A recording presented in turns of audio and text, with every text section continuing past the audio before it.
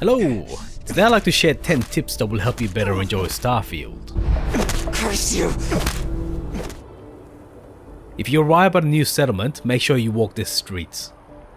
The game has randomly occurring conversations and announcements that you can overhear. Speak to everyone with a unique name too.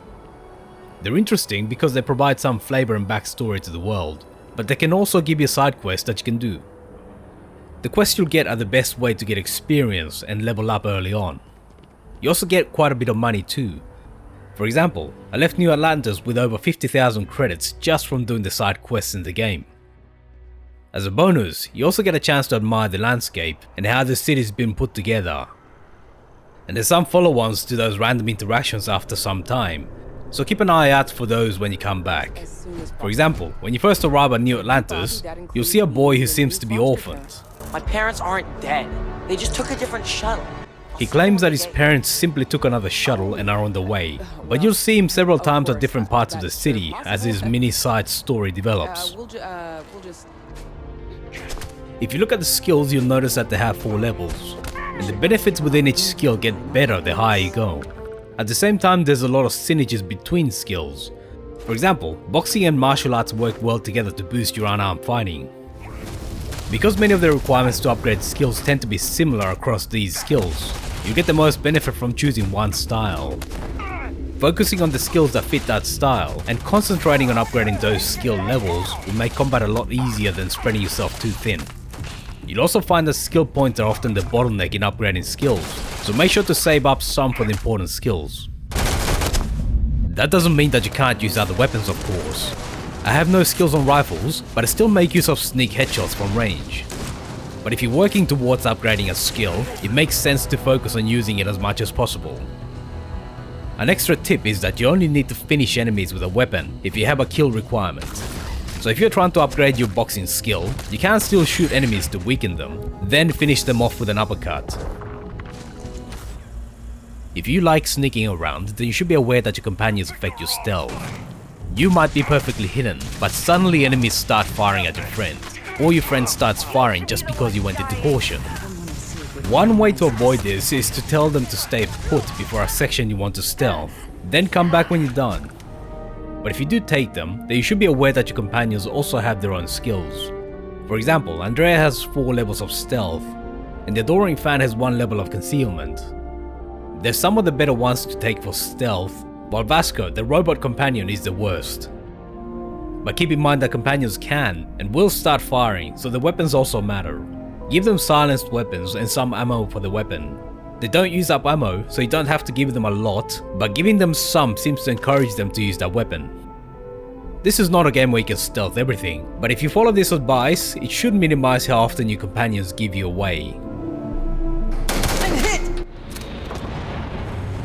If you're interested in the manufacturing side of the game, the good news is that your extractors and manufacturers work automatically, so you can set them up and let them do their own thing while you do missions or explore the galaxy.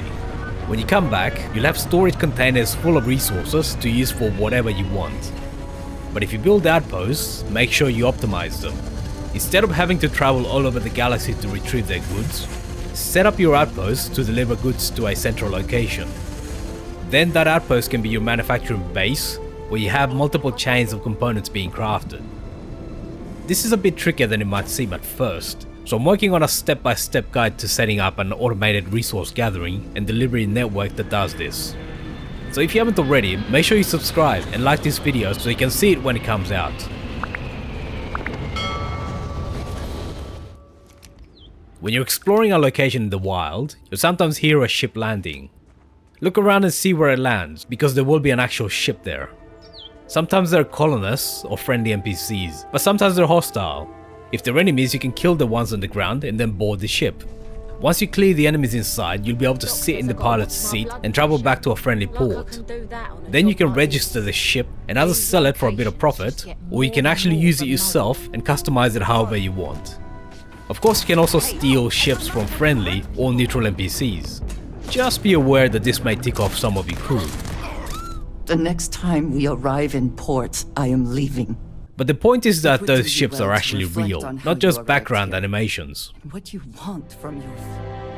When you're exploring a planet, you'll have to go into scan mode to scan minerals, plants and animals. But that's not the only use of scan vision. You can use it when you're exploring a hostile location to spot enemies. If you're in scan vision, they'll be highlighted, and you can use this to see where they are and how many there are. That allows you to plan your approach. This method is particularly good if you get the ability to zoom by upgrading the surveying skill. Once the location is cleared, you can also use scan vision to help you loot faster. Items that you can pick up will be highlighted. It will also highlight all the junk too, but if you mouse over the item, you'll be able to see what it is before you pick it up. Crit sticks don't show the prompt to pick them up at the moment, but you can still pick them up. You also have to leave scan vision to open some cupboards and containers. But make sure to look out for magazines in particular. They give you a permanent bonus to your capabilities after you pick them up, so they're always good to have. You can't see the bonuses in the character sheet, but if you keep the magazines, you'll be able to review this whenever you need to. The medicine cabinets next to the ramp on some ships will refresh the contents every so often. Check them before you leave the ship. Some ships may not have cabinets, but this definitely happens with the starting ship. It's not a game changer, but it's a nice little extra bonus every so often. Make sure not to overlook food as a source of healing too. Unfortunately, food doesn't count against skill requirements to use healing items, but eating a lot of sandwiches will heal you quite a bit. And speak to your crew members regularly too. They often have random items that they'll give you. And an extra tip is to look out for emergency escape gates. You can cut the bolts to open them, and they often lead to extra items or hidden routes around the levels. When you sprint or jog while you're overloaded, you lose oxygen and eventually build up carbon dioxide. If your carbon dioxide maxes out, then you'll start losing health. But luckily you can't die from exhaustion, no matter how fat you are. So if you have to travel hundreds of meters back to your ship and you're overloaded, a good tip is to simply sprint back. Your health will drop like a stone, but you can sprint forever. Once you're back, just sleep for an hour and you'll be back to full health. The normal walking speed is also very slow, but when you're overloaded, you lose oxygen if you move faster than that. One little hack to move faster is to start auto walking, then pull out your gun and aim down sights. You'll walk noticeably faster. I've timed it and it's basically twice as fast as the normal walking speed. There's an option under the accessibility settings to set iron sights to toggle. Turn that on when you're doing this to avoid having to hold the aim button down. So if you're overloaded, which is definitely going to happen in this game, and you can't afford to lose health, this is another little trick to move faster. Most ships have forward-facing weapons, so if you manage to get behind them and stay behind them, they'll usually have problems causing you damage. When you meet hostiles, divert power to your engines and use the boost feature to close the distance to the enemy ships. After you pass each other, manually slow down and turn towards them. On PC you control speed with the W and S buttons. The reason is that slowing down helps you turn faster. So if you have a small ship, you should be able to get on their 6 and stay there. Adjust your speed as necessary to stay behind them, and you should have all the time in the world to take them down. There's a lot more to ship combat, especially if you're facing a lot of enemies, so you may have to adjust your approach. But a good principle to follow is that you want to focus on killing the weaker enemies first. Less enemy guns means less damage to you.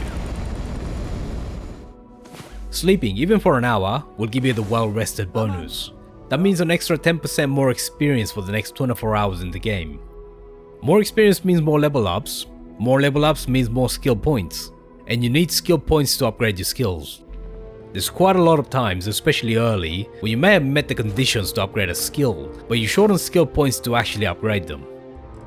Drinking tea also gives you an easy 2% more experience when you're handing in particularly important quests. Make sure that you're taking advantage of every XP bonus when you're completing quests.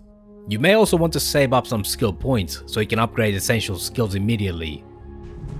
So there you go, that's 10 tips that I've found helpful while playing the game. I hope that they'll also help you as you enjoy Starfield. Thanks for watching all the way to the end. Let me know what you thought about it in the comments. Feel free to leave a like, subscribe and hit the bell button to be notified when new videos come out. See you soon.